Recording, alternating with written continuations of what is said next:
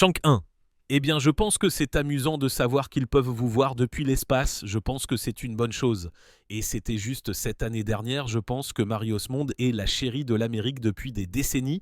Du chant aux côtés de ses frères dans les Osmondes à l'animation d'émissions de télévision et à la performance sur scène, elle a tout fait. Dehors de la scène, sa vie a été tout aussi remplie. Avec 8 enfants, un mélange de biologiques et d'adoptés, et une réputation de mère dévouée. Mais parfois, la vie derrière le rideau est si plus compliquée que ne le suggèrent les projecteurs.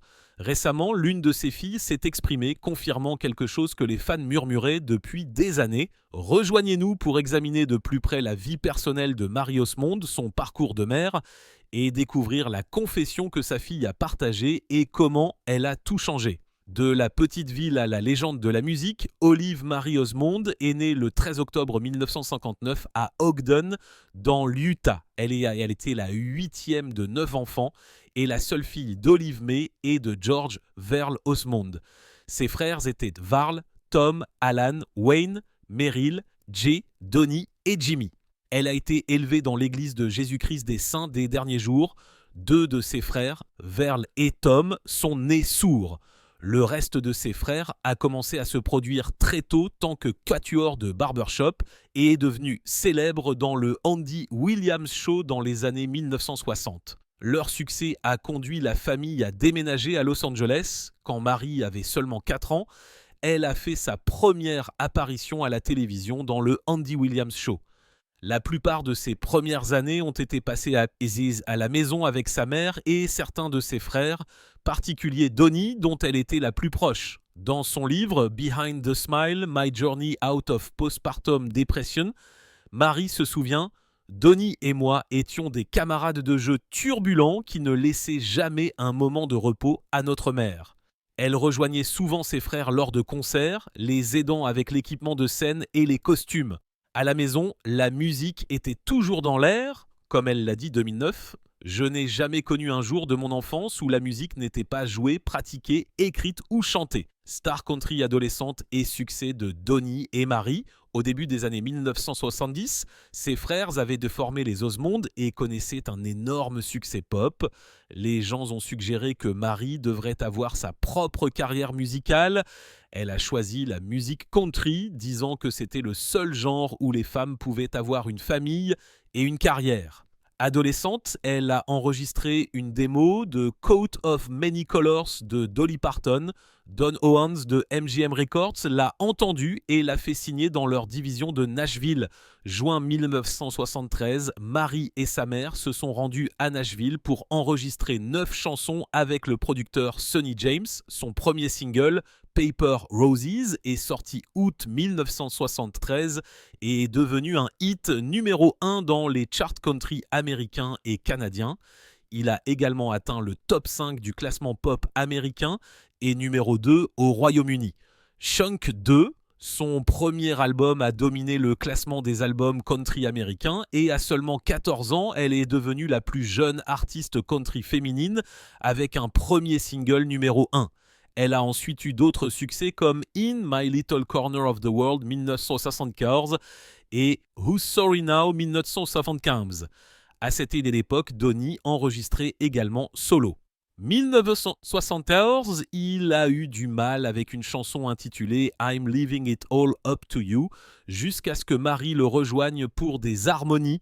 Cela a lancé leur carrière duo avec la chanson atteignant la 4e place du classement pop américain et devenant un succès international. Leur album du même nom s'est vendu à plus de 500 000 exemplaires et leur a donné un autre grand succès, Morning Side of the Mountain. Ils ont continué à avoir plus de singles dans le top 40 comme Deep Purple et Ain't Nothing Like the Real Thing. De 1976 à 1969, Donnie et Marie ont animé leur propre émission de variété, Donnie and Marie. Ils ont sorti plusieurs albums pendant cette période, dont 2 ont été certifiés hors 1976. 1977, Marie a sorti un album pop solo, This Is the Way That I Feel, dont la chanson-titre est devenue un top 40 américain, un retour dans la musique country. Dans les années 1980, Marie est retournée à la musique country et a signé avec Capitol Records sous la direction de Jim Fogleong. Elle a enregistré Meet Me in Montana avec Dan Seals, qui est devenu son deuxième single country numéro 1, 1985, et leur a valu le prix du duo vocal de l'année de la Country Music Association.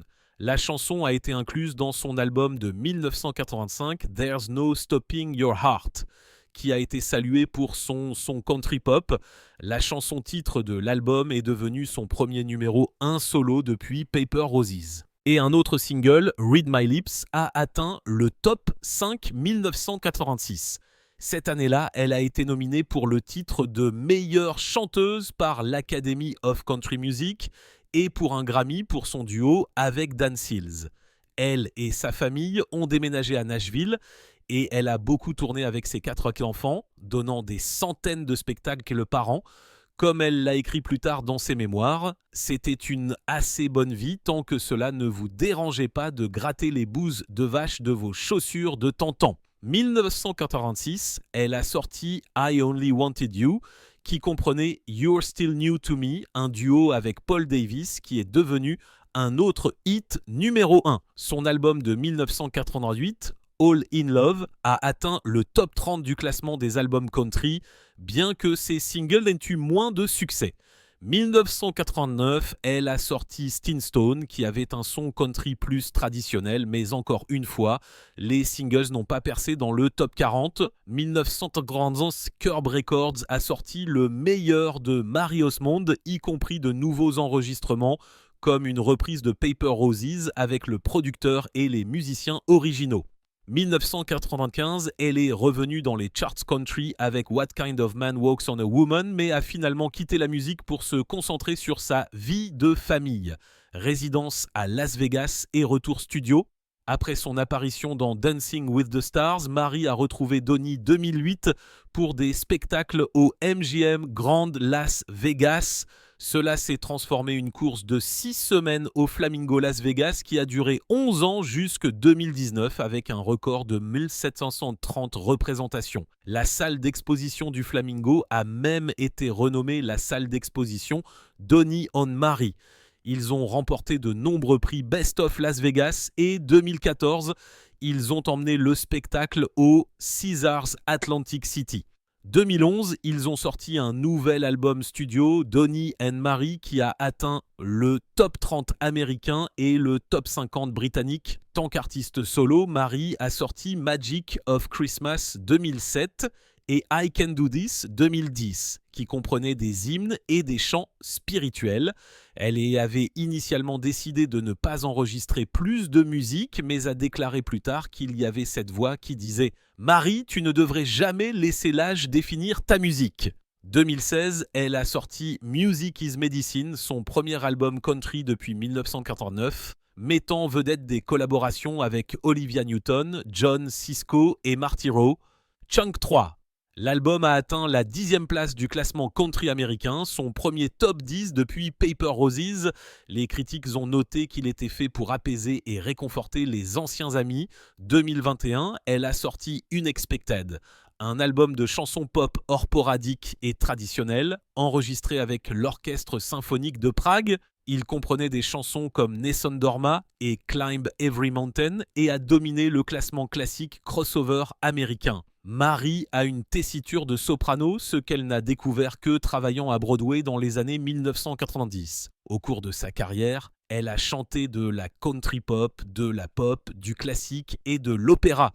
Comme elle l'a dit, oui, je suis country, c'est ce que j'ai choisi d'être, mais il était très facile pour moi de chanter de la pop parce que mes frères le faisaient. Mais au fur et à mesure que j'ai grandi et que j'ai fait Broadway et toutes sortes de choses différentes, je suis tombée amoureuse de ce style. The Blade l'a parfaitement résumé. Entendre la voix de Mary Osmond, c'est entendre plus d'un demi-siècle d'histoire de la culture pop américaine. Sa voix et son style avaient évolué, mais sa vie loin de la scène aussi. Et tout comme sa musique, son parcours personnel a connu ses propres hauts, bas et rebondissements surprenants. la vie amoureuse et les mariages de Marie Osmond. Avant même de se marier, Marie Osmond a été brièvement fiancée à Jeff Cratton, un étudiant art dramatique, mai 1969. 2 mois plus tard, les fiançailles ont été annulées. À peu près à la même époque, elle est sortie avec le chanteur Andy Gibb et 1981, elle a été brièvement liée à l'acteur John Schneider. 1982, Marie a épousé son premier mari, Stephen Leal Craig, un joueur de basketball de l'université Brigham Young. Le couple a accueilli son premier enfant, Stephen James Craig, 1983. Mais 1985, le mariage était terminé.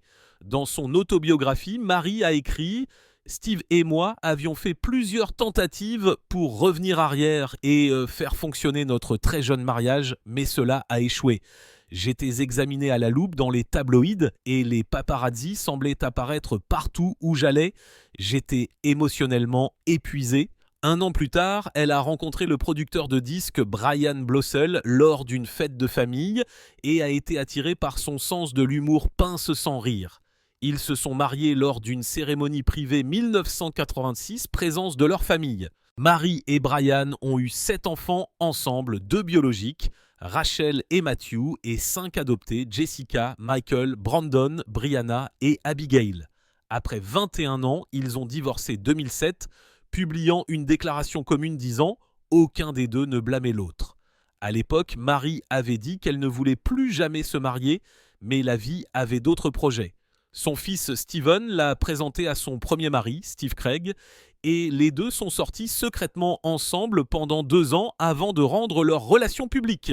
Je ne voulais blesser personne, vous savez, si ça ne marchait pas, et mon Dieu, ça a juste marché, a-t-elle partagé. Ils se sont remariés le 4 mai 2011 au temple mormon de Las Vegas et Marie portait la même robe que lors de leur mariage original 1982. Chunk 4.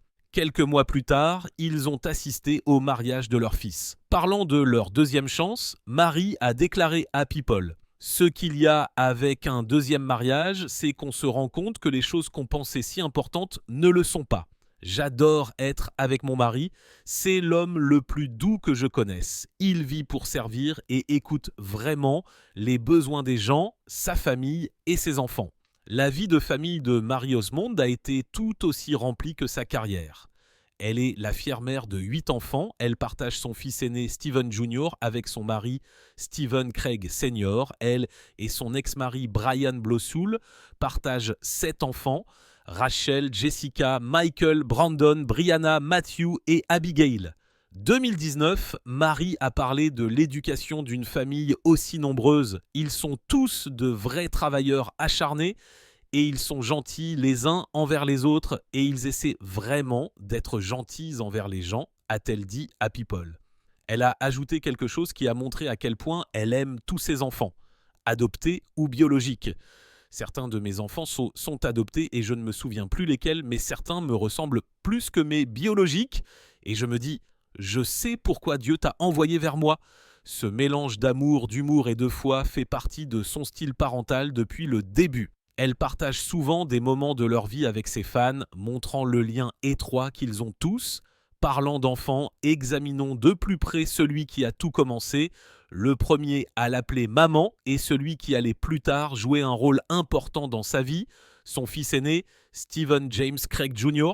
Le premier enfant de Marie, Stephen James Craig Jr., est né le 20 avril 1983 pendant son mariage avec Stephen Craig Sr. À l'époque, Marie n'avait que 22 ans et sortait tout juste du succès de Donnie et Marie. Des années plus tard, c'est Stephen Jr. qui a joué un rôle important dans la réunion de ses parents. Comme Marie l'a dit à People 2019, Stephen allait se marier et nous avons réalisé que nous ne pouvions pas aller au mariage de notre fils sans être mariés. Ils ont donc décidé de se marier à nouveau quelques mois seulement avant qu'il ne se marie lui-même.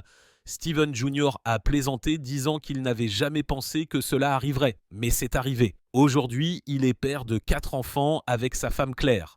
Marie se souvient encore du moment où elle a appris qu'elle allait être grand-mère pour la première fois dans l'émission de Talk 2013. Elle a annoncé avec enthousiasme « Je vais être grand-mère » et j'ai tellement hâte, n'est-ce pas amusant? Tellement excité. Elle a partagé que Steven Jr. lui a dit le jour de son 30e anniversaire. Il a soufflé les bougies, puis m'a époustouflé et m'a dit « Tu vas être grand-mère, alors c'est vraiment amusant », a-t-elle dit. Chunk 5, Marie et son mari passent beaucoup de temps avec Steven Jr. et sa famille, partageant souvent des photos de sorties familiales sur les réseaux sociaux. Il est clair que pour Marie, peu importe à quel point sa carrière est occupée, être mère et grand-mère reste au cœur de sa vie. Jessica, Rachel et Michael. Ensuite, il y a Jessica Marie Blossel, née le 17 décembre 1947 et adoptée par Marie Osmond et Brian Blossel alors qu'elle avait presque 2 ans. À l'âge adulte, Jessica a choisi une vie de service. Elle a travaillé comme policière à Provo, dans l'Utah, puis comme conseillère situation de crise. Marie a fièrement déclaré 2019 « Elle travaille à temps plein, elle aide les gens à se désintoxiquer et à faire toutes ces choses. Elle adore ça. » La vie personnelle de Jessica a également apporté de la joie à la famille. Juin 2019, elle a épousé sa petite amie de longue date, Sarah. Marie s'est envolée pour la journée afin de participer au mariage. Partageant une photo avec le couple ligne, elle a écrit « Félicitations à ma fille chérie Jessica et à sa nouvelle épouse Sarah. Je suis tellement contente d'avoir pu prendre l'avion pour la journée afin de participer à une occasion aussi joyeuse. Je ne pourrais pas vous aimer plus toutes les deux. Bienvenue dans notre famille. » Puis est venue Rachel Lauren Blossil, née le 19 août 1989. Rachel a suivi une voie créative, travaillant comme costumière et coiffeuse. Elle a épousé Gabriel Kruger le jour de Noël 2012 à Park City, dans l'Utah. Et ensemble, ils ont 2 enfants, Rocket Jade et Wolf. Quand Rocket est née, Marie n'arrêtait pas de s'extasier. La petite Rocket est un tel cadeau. Je ne peux pas arrêter de la regarder. N'est-elle pas si belle? Elle ressemble à sa maman. Je ne pourrais pas être plus heureuse pour Rachel, Gabriel et leur famille grandissante. Elle a dit à People 2023. Marie a marqué le 34e anniversaire de Rachel avec un message touchant sur Instagram écrivant « Ma Rachel, tu es une telle bénédiction et un cadeau pour moi. Tu es une fille, une épouse et une mère incroyable et je ne pourrais pas être plus fière ni t'aimer plus. Joyeux anniversaire, mon ange !» Mais toutes les histoires de Marie avec ses enfants n'ont pas été heureuses. Son fils, Michael Brian Blossel, né le 4 mai 1991, a été adopté lorsqu'il était bébé. Chunk 6. Michael est décédé tragiquement par suicide février 2010 à l'âge de 18 ans après avoir lutté contre la dépression et la toxicomanie. Aucune drogue n'a été trouvée dans son système à ce moment-là. Quand cela s'est produit, Marie a publié une déclaration. Ma famille et moi sommes dévastés et profondément choqués par la perte tragique de notre cher Michael et demandons à tous de respecter notre vie privée pendant cette période difficile. Michael avait suivi une cure de désintoxication en 2007 et Marie a dit un jour « Mon fils Michael est un jeune homme incroyable qui a fait preuve de courage face à ses problèmes. Tant que sa mère, je ne pourrais pas être plus fier de lui. » 2009. Elle a partagé à quel point il allait bien, se vantant de sa moyenne pondérée de 3/9 et de ses projets d'aller à l'université. Il s'est finalement inscrit au Fashion Institute of Design and Merchandising à Los Angeles. Près d'une décennie plus tard, elle a déclaré à CBS Sunday Morning « Vous savez, je ne pense pas qu'on se remette jamais. Je pense que Dieu vous donne des rémissions et puis tout d'un coup, cela vous frappe comme le jour où cela s'est produit. L'effet d'entraînement est si énorme, ce que vous laissez derrière vous. » Brandon et Brianna. Brandon Warren Blossil est né le 24 novembre 1996 et a été adopté par Marie et Brian lorsqu'il était bébé. Brandon est l'un des membres les plus discrets de la famille, gardant sa vie privée et restant à l'écart des médias sociaux publics. Il a cependant partagé l'amour de sa mère pour la musique. À un moment donné, il a joué de la basse dans le groupe de métal Navarre. 2020, Marie a publié un rare hommage d'anniversaire à son égard, écrivant « Joyeux anniversaire à notre incroyable fils Brandon. Je t'aime tellement mon chéri et je suis tellement fier de la façon dont tu travailles dur et du bonhomme que tu es. Il n'y a pas d'âme plus gentille sur cette planète et je suis tellement béni d'être ta maman. » Brianna Patricia Blossil est née 1997 et a également été adoptée lorsqu'elle était bébé. Elle est entrée dans l'industrie de la beauté travaillant comme maquilleuse, notamment pour l'émission The Talk et pour la résidence de Marie à Las Vegas avec Donny Osmond. 2018, elle a épousé David Schwepp et ils ont 2 filles, Ma Bailey Moon et Mabel Amaranta Rain. La naissance de Ma a été accompagnée d'une frayeur car elle a passé du temps dans l'unité de soins intensifs néonatale d'un hôpital du Children's Miracle Network, la même organisation que Marie a cofondée. À l'époque, Marie a déclaré « Ma fille, Brianna, a donné naissance à une belle petite fille. Maman se porte bien et ma petite fille est actuellement dans une unité de soins intensifs pédiatriques. Heureusement, le pronostic est excellent pour notre petit ange. Nous sommes reconnaissants qu'elle soit entre des mains exceptionnelles avec son équipe de médecins et d'infirmières. Nous demandons votre soutien continu, pensées et prières. » Matthew Richard Blossel. Le fils de Marie, Matthew Richard Blossel, est né le 6 juillet 1999 à Provo, dans l'Utah. Il a été élevé dans l'église de Jésus-Christ des Saints des Derniers Jours, tout comme ses frères et sœurs, et est resté actif dans l'église. 2020, Marie a joyeusement annoncé son retour d'un voyage missionnaire de 2 ans. Mon fils est revenu de sa mission religieuse mercredi après avoir passé 2 ans à servir les gens dans 4 régions du Michigan. Chunkset. Le jour de l'an 2020 ne pouvait pas arriver assez tôt pour que notre famille le revoie, a-t-elle écrit sur Instagram. Mais les retrouvailles ont été de courte durée. Peu de temps après son retour à la maison, Matthew est parti à l'université. Marie a partagé une lettre sincère avec lui sur Facebook, écrivant « Autant tu me manquais, j'adorais entendre parler de tes expériences chaque semaine. Après le lycée, tu aurais pu simplement aller à l'université ou trouver un emploi, mais tu as décidé de mettre de côté ce temps dans ta vie pour servir les autres et, plus important encore, développer une relation plus profonde avec ton sauveur. » Elle a admis qu'il n'était pas facile de l'emmener à l'université après l'avoir eu à la maison pendant seulement 2 jours. Mais ce 3e jour, t'emmener à l'université et écouter tes histoires restera toujours l'un de ces moments spéciaux entre une mère et son fils.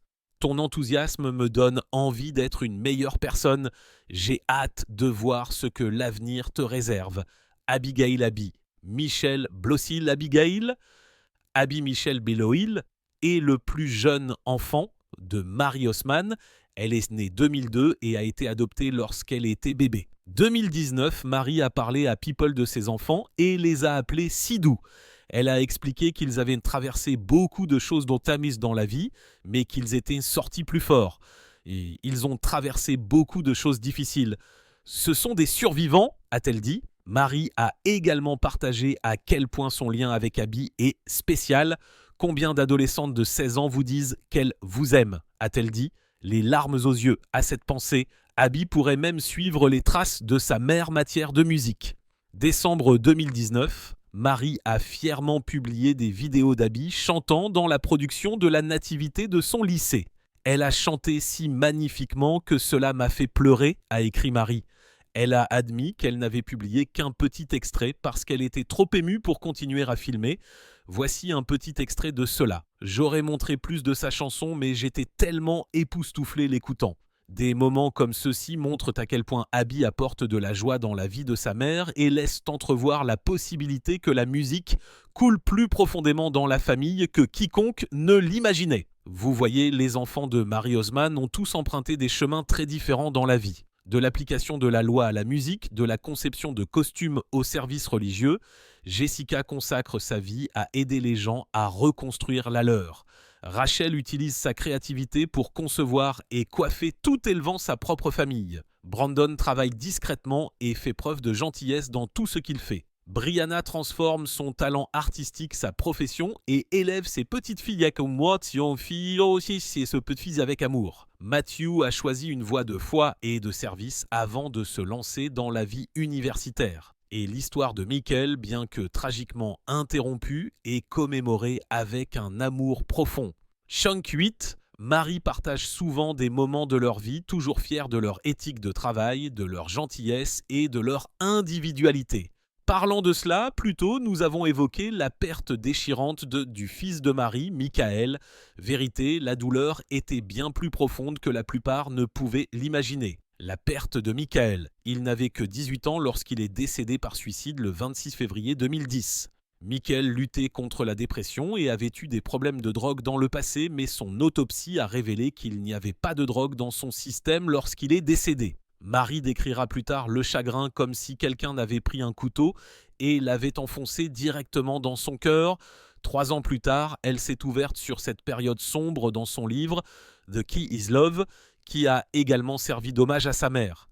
S'adressant à Fox News, elle a expliqué que perdre un enfant par suicide laisse une sorte de blessure unique, une blessure sans réponse. Les parents n'ont pas la possibilité de demander pourquoi, ce qui rend la fermeture impossible. J'ai l'impression que le message du livre est de ne pas bloquer votre intuition. Ne soyez jamais trop occupé pour écouter vos sentiments instinctifs lorsque quelque chose ne va pas. Vous devez y arriver, a-t-elle dit.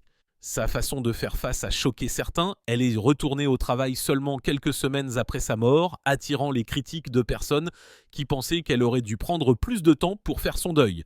Mais Marie a expliqué qu'elle devait donner l'exemple à ses autres enfants qui étaient également profondément ébranlés. Certains ne voulaient même pas retourner à l'école ou faire face à leur routine quotidienne. Elle a estimé qu'elle devait montrer l'exemple, leur montrant comment continuer à avancer. Et à l'intérieur de la maison, elle s'est assurée que le sujet ne soit jamais enterré. Michael n'était pas seulement son fils, il était leur frère.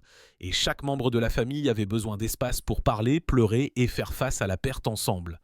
La révélation de Jessica. Marie a vécu plus d'un moment d'émotion tant que mère et un autre est survenu lorsque sa fille adoptive, Jessica, lui a dit qu'elle était lesbienne à l'âge de 17 ans.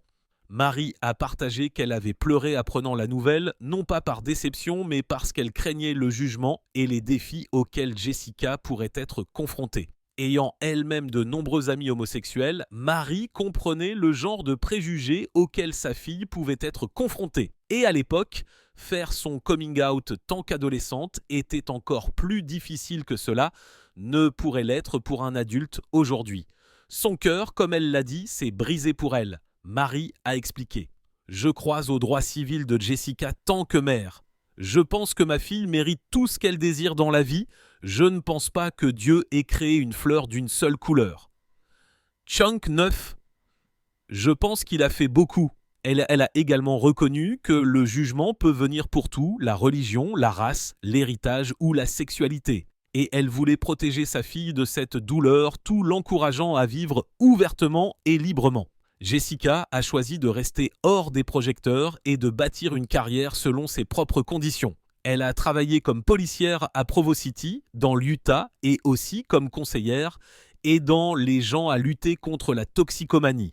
Marie a souvent parlé avec fierté de l'engagement de sa fille, notant qu'elle aimait son travail et la différence qu'il faisait dans la vie des gens, le mariage de Jessica et le soutien de Marie. Lorsque Jessica a trouvé l'amour durable, cela a apporté de la joie à toute la famille.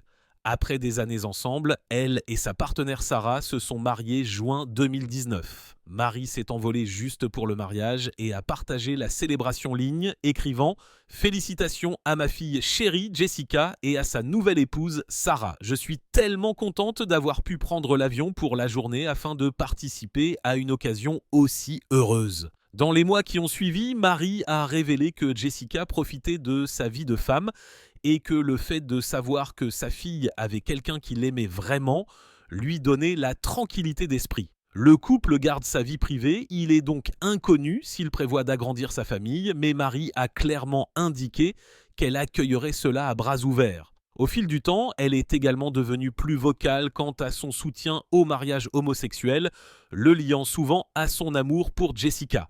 Dans une interview avec Diane Sawyer, elle a dit « Le Dieu auquel je crois est un Dieu d'amour, pas de peur. » Elle a poursuivi « Je pense que tout le monde devrait avoir le droit de partager un foyer et des finances avec quelqu'un qui lui tient à cœur.